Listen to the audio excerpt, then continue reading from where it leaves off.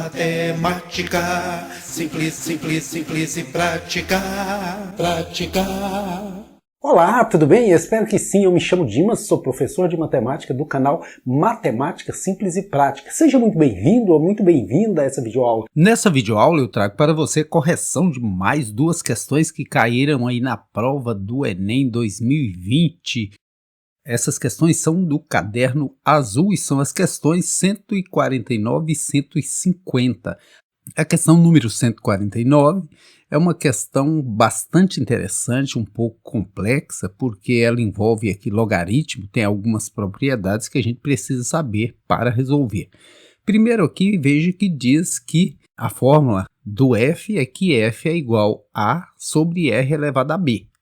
Então, nós podemos constatar que quando diz aqui que y é igual logaritmo de f, é porque o y é igual logaritmo de a sobre r elevado a b, porque a sobre r elevado a b que é o valor do f. Então, o logaritmo de f é logaritmo de a sobre r elevado a b. Nesse caso, a propriedade que a gente precisa conhecer é a propriedade do logaritmo do quociente. Quando você tiver aqui um logaritmo de um quociente, de uma divisão, como que fica? Veja, vai ficar logaritmo, vou até pegar aqui para você a fórmula, olha, logaritmo na base A de B sobre C, veja que aqui é uma divisão, é um quociente.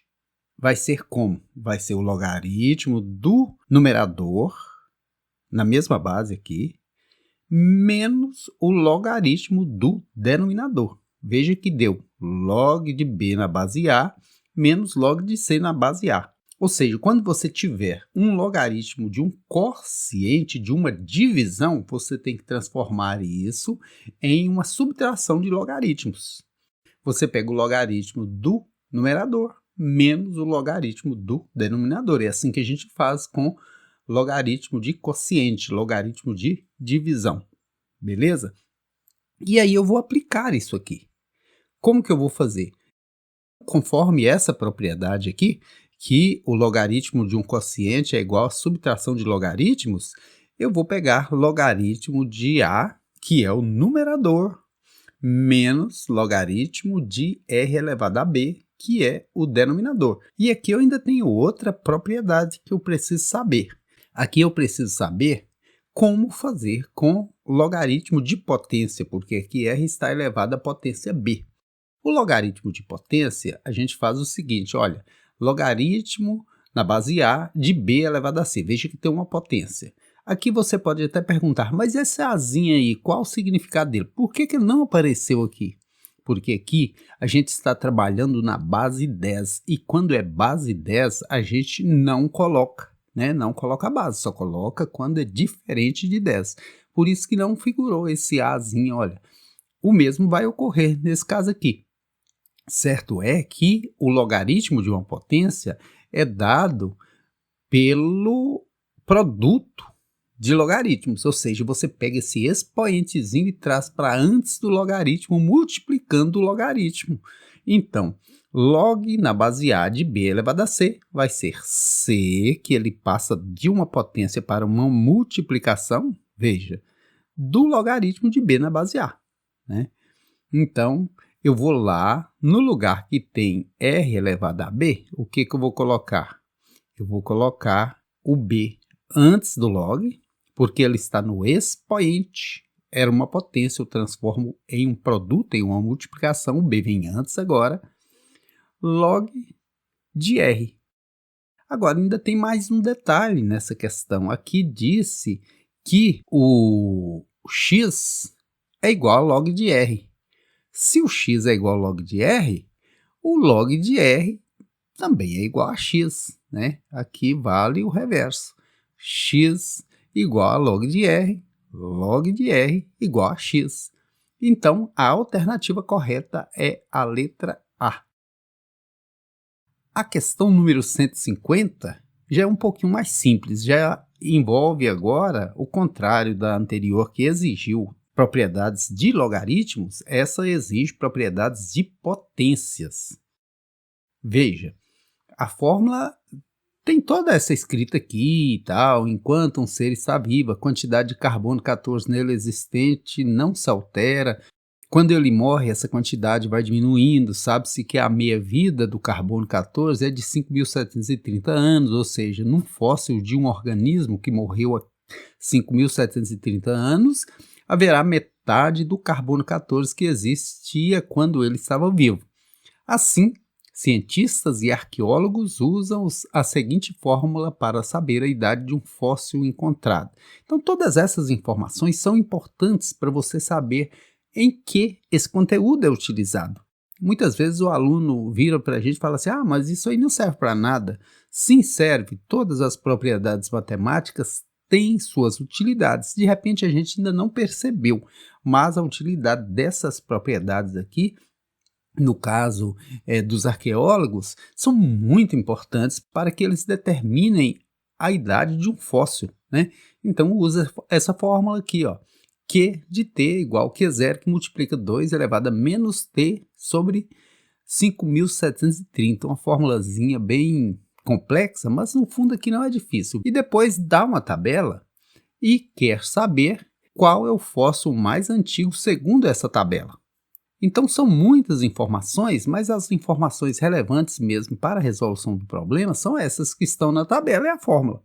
Então eu vou fazer para você a resolução em cada uma das linhas para a gente ver qual é o fóssil mais antigo. Nesse caso aqui, QT é igual a 32, vou lá, substituo QT por 32. Q0 é igual a 128, substituo Q0 por 128. Veja que já te deram aí a fórmula, né? Já te deram a receita, é só você fazer o bolo.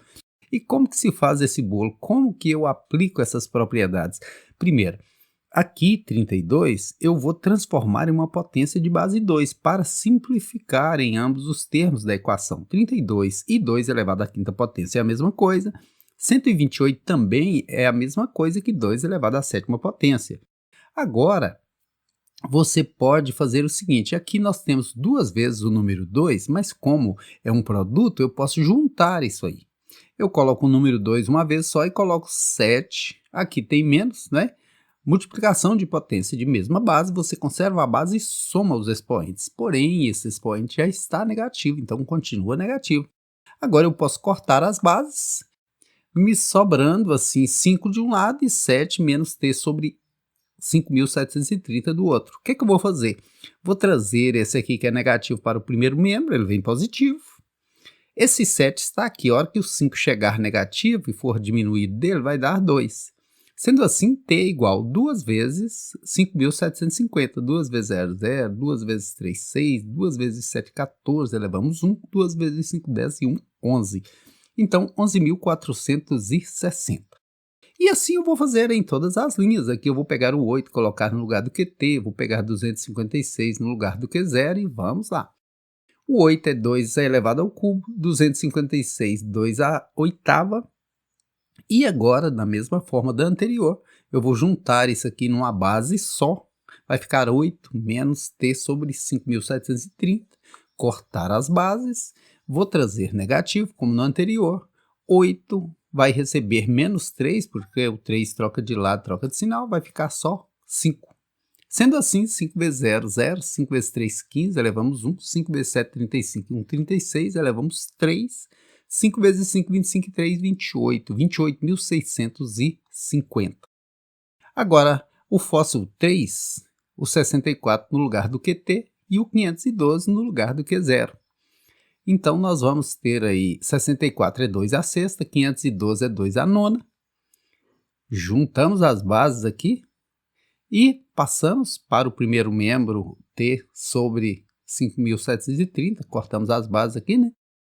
9 recebe menos 6, porque o 6 troca de lado, fica negativo, dá 3. 3 vezes 0 é 0, 3 vezes 3, 9, 3 vezes 7, 21, elevamos 2, 3 vezes 5, 15 e 2, 17. Então, 17.190. No fóssil 4, 512, 1.024 vezes 2 elevado a menos t sobre 5.730. 512 é 2 elevado a nona. 1.024, que é o dobro, 2 elevado a décima.